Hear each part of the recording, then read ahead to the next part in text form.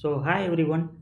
நம்ம தமிழ்நாட்டில் டிஎன்பிஎஸ்சி எக்ஸாமுக்கு படிச்சுட்டு இருக்கோம். எஸ்பெஷலி ஸ்டெனோ டைப்பிஸ்ட் லைனில் வந்து போகணும் அப்படின்ட்டு படிச்சுக்கிட்டு இருக்கிறவங்களுக்கு அதே லைன்லேயே வேறு ஏதாவது ஜாப் இருக்குமா அப்படின்னா சென்ட்ரல் கவர்மெண்ட் பக்கம் நிறைய போர்ட்ஸ் இருக்குது. அதில் ஒன்று தான் இந்த SSC means staff selection commission. So இந்த எஸ்எஸ்சியில் வந்து எவ்ரி இயர் அக்டோபர் ஆர் நவம்பரில் வந்து இந்த ஸ்டெனோகிராஃபர் எக்ஸாம் வரும். So stenographer full and full வந்து ஸ்டெனோகிராஃபர் மட்டுமே இந்த எக்ஸாம் வந்து எழுதி ஸ்டெனோகிராஃபருக்கான போஸ்ட்டுக்கு மட்டுமே ரெக்ரூட் பண்ணுவாங்க. ஸோ எவ்ரி இயர் வந்து இந்த எக்ஸாம் கண்டக்ட் பண்ணுவாங்க. அதில் வந்து grade C and grade D அப்படின்ட்டு 2 போஸ்ட்டுக்கு ரெக்ரூட் பண்ணுவாங்க. ஸோ கிரேடு சியில் வந்து 11 to 12 டிபார்ட்மெண்ட்ஸுக்கு வந்து ரெக்ரூட் பண்ணுவாங்க. கிரேடு டியில் பார்த்தீங்கன்னா 50+ டிபார்ட்மெண்ட்ஸ்க்கு வந்து ரெக்ரூட் பண்ணுவாங்க. ஸோ அரவுண்ட் 60 to 70 டிபார்ட்மெண்ட்ஸுக்கு வந்து இந்த கிரேட் எஸ்எஸ்சி ஸ்டெனோகிராஃபர் வந்து ஆல் ஓவர் இந்தியா வந்து ரெக்ரூட் பண்ணிகிட்டு இருக்காங்க. ஸோ இதுவே வந்து ஒரு நல்ல ஆப்பர்ச்சுனிட்டி. எஸ்பெஷலி இந்த டிஎன்பிஎஸ்சி சைடு இருக்கிற ஸ்டெனோ டைப்பிஸ்ட்டுக்காக ஃபோக்கஸ் பண்ணி படிச்சுக்கிட்டு இருக்கிறவங்களுக்கு. ஸோ மோரார் லைக் சேம் சிலபஸ், கொஞ்சம் எக்ஸ்ட்ரா படிக்கிற மாதிரி இருக்கும், அது இங்கிலீஷில் படிக்கிற மாதிரி இருக்கும். இதை பற்றி நான் பின்னாடி போக போக சொல்கிறேன். ஃபஸ்ட்டு இந்த எக்ஸாமோட ஸ்ட்ரக்சர் எப்படி இருக்கும் அப்படின்ட்டு பார்த்தீங்கன்னா, இந்த எக்ஸாமில் வந்து 2 ஸ்டேஜஸ் ஆஃப் எக்ஸாம் இருக்கும். ஃபஸ்ட்டு வந்து கம்ப்யூட்டர் பேஸ்டு டெஸ்ட், சிபிடி அப்படின்ட்டு நம்ம சொல்லுவோம். இது வந்து எப்படி இருக்கும் அப்படின்னா, ஒரு மல்டிபிள் சாய்ஸ் கொஷின் தான். பின்னாடி சொல்லுவோம், அது 3 செக்ஷன்ஸாக பிரிப்பாங்க, அது பின்னாடி என்னென்னு சொல்லுவோம். ஸோ இந்த சிபிடி தென் வந்து செகண்டு இது என்னென்னு பார்த்தீங்கன்னா ஸ்கில் டெஸ்ட்டு.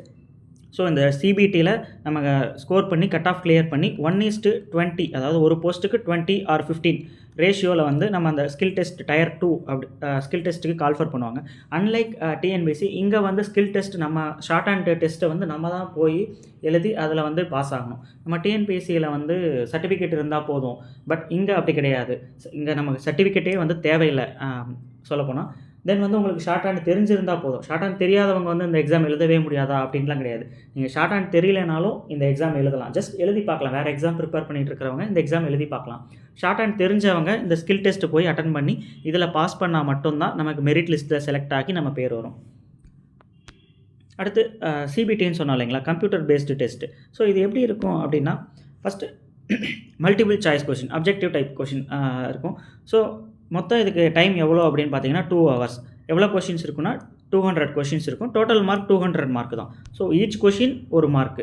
அதில் வந்து நெகட்டிவ் மார்க் இங்கே கண்டிப்பாக எல்லா எக்ஸாம், சென்ட்ரல் கவர்மெண்ட்டை பொறுத்த வரைக்கும் எல்லா எக்ஸாமுக்குமே வந்து நெகட்டிவ் மார்க் இருக்கும்.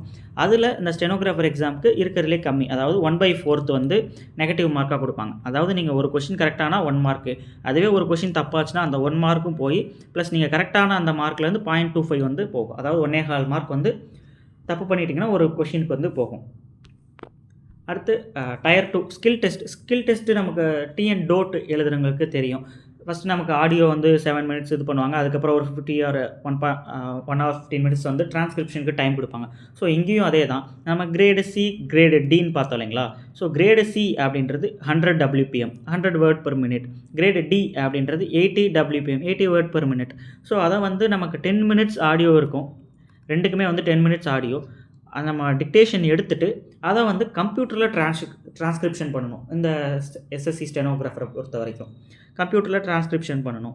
ஸோ இதில் ரொம்ப முக்கியமான விஷயம் என்னென்னா, இந்த டயர் 2 அப்படின்றது ஒரு குவாலிஃபையிங் நேச்சர் தான். இது வந்து உங்களுக்கு வந்து மார்க்குக்காக கன்சிடர் பண்ண மாட்டாங்க. இதில் நீங்கள் பாஸ் பண்ணால் போதும். இதில் நீங்கள் பாஸ் பண்ணால் மட்டும்தான் டயர் 1ஓட மார்க்கை வந்து கன்சிடர் பண்ணுவாங்க. டயர் 1ஓட மார்க்கை வச்சு தான் உங்களுக்கு மெரிட் லிஸ்ட்டை வந்து ப்ரிப்பேர் பண்ணுவாங்க. தென் வந்து எக்ஸாம் பேட்டர்னா முன்னாடியே சொன்னேன் இல்லைங்களா, சிபிடியில் வந்து 3 செக்ஷன்ஸ் இருக்குது அப்படின்ட்டு. ஸோ இதுதான் அந்த 3 செக்ஷன். ஃபஸ்ட்டு வந்து ரீசனிங் நம்ம எல்லாருக்குமே வந்து தெரிஞ்சிருக்கும். அதில் வந்து 50 கொஷின்ஸ் கேட்பாங்க. அது வந்து ஈச் ஒன் மார்க் வந்து 50 மார்க்ஸ். தென் வந்து ஜென்ரல் அவேர்னஸ்ன்றது ஒன்றும் இல்லைங்க, ஜிகே. தென் வந்து நம்ம ஸ்கூல்லலாம் படிச்சிருப்போம் இல்லையா, ஹிஸ்ட்ரி, ஜியாகிரஃபி, சயின்ஸு, தென் வந்து எக்கனாமிக்ஸ், ஹிஸ்ட்ரி, பாலிட்டி. ஸோ இதுதான் வந்து தென் சிஏ கரண்ட் அஃபேர்ஸ். இந்த ஒரு வருஷத்தோட வந்து கரண்ட் அஃபேர்ஸ் என்ன டாப்பிக்கில் இருந்து வேணாலும் கேட்கலாம். பட் டிஎன்பிஎஸ்சியோட கம்பேர் பண்ணும்போது இங்கே கொஞ்சம் இன்ஃபர்மேஷன் அதிகமாக படிக்கிற மாதிரி தான் இருக்கும் கண்டிப்பாக. ஸோ இதுவுமே வந்து 50 கொஷின்ஸ் 50 மார்க்ஸ். தென் வந்து English language and comprehension.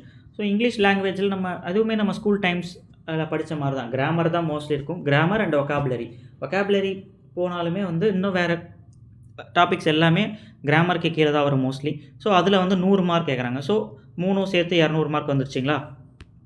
So இது நான் முன்னாடியே சொன்ன மாதிரி தான். 200 மார்க் வந்து டோட்டல். அதுக்கு வந்து 2 மணி நேரம் கொடுப்பாங்க. ஒரு கொஷினும் 1 மார்க்கு. நெகட்டிவ் மார்க்காக -0.25 வந்து மைனஸ் பண்ணுவாங்க.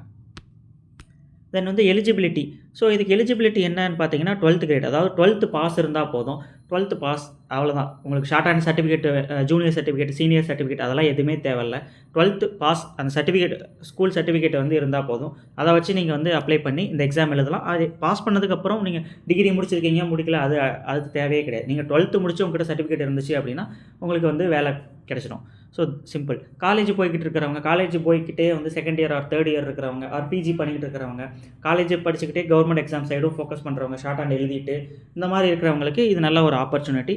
அவங்க வந்து இதை யூஸ் பண்ணிக்கலாம். தென் வந்து எக்ஸாம் வந்து கண்டிப்பாக நமக்கு ஹிந்தி அண்ட் இங்கிலீஷில் தான் இருக்கும். ரீஜனல் லாங்குவேஜுக்கு சான்ஸ் இல்லை. அதாவது ஸ்டெனோவை பொறுத்த வரைக்கும் சான்ஸ் இல்லை. எஸ்எஸ்சிலேயே வேறு எக்ஸாம் வந்து regional languages like Tamil, Malayalam, so இந்த மாதிரி லாங்குவேஜில் கொடுக்குறாங்க. பட் ஸ்டெனோ வந்து ஸ்டில் ஹிந்தி அண்ட் இங்கிலீஷில் மட்டும்தான் கேட்டுக்கிட்டு இருக்காங்க. ஸோ இது வந்து ஒரு மேட்டரே இல்லைங்க. அதாவது நிறைய பேர் வந்து நான் தமிழ் மீடியம் படிச்சிருக்கேன், ஸோ எனக்கு இங்கிலீஷ் வராது அப்படின்ட்டு வந்து இந்த எக்ஸாம்லாம் வந்து ஸ்கிப் பண்ணிடுறாங்க. ஸோ வெறும் டிஎன்பிஎஸ்சி மட்டுமே ஃபோக்கஸ் பண்ணிடுறாங்க. பட் டிஎன்பிஎஸ்சி மட்டுமே ஃபோக்கஸ் பண்ணுறது தப்புன்னு சொல்ல, அது அவங்களோட எய்ம், ஒருத்தருக்கும் ஒரு இது. பட் அதோட இன்னும் நிறைய ஆப்பர்ச்சுனிட்டிஸ், ஸ்டெனோ படித்தவங்களுக்கு நிறைய ஆப்பர்ச்சுனிட்டிஸ் இந்த பக்கம் இருக்குது. ஜஸ்ட் வந்து அந்த இங்கிலீஷ் தான் வந்து ஒரு பேரியராக இருக்குது அப்படின்னா, நீங்கள் இங்கிலீஷ் சப்ஜெக்டை பொறுத்த வரைக்கும் கிராமர் நம்ம ஸ்கூல் டேஸில் படித்தது தான் வரப்போகுது.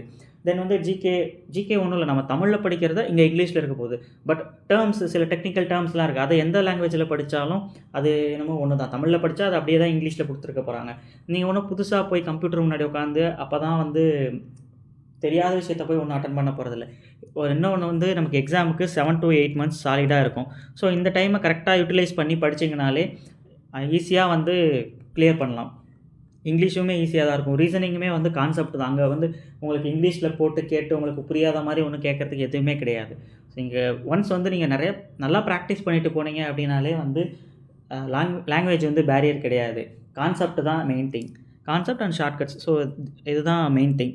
ஸோ இந்த 7 to 8 months எப்படி வந்து கரெக்டாக ப்ராப்பராக யூட்டிலைஸ் பண்ணி இந்த எக்ஸாம் இந்த 2025லேயே எப்படி கிளியர் பண்ணலாம் அப்படின்றத அடுத்தடுத்த வீடியோவில் ஒரு topic analysis, then previous year question paper analysis, each டாப்பிக்கோட வெயிட்டேஜ் எவ்வளோ, ஸோ இந்த மாதிரி டீட்டெயில்ஸ்லாம் நான் வந்து கண்டிப்பாக ப்ரொவைட் பண்ணுறேன்.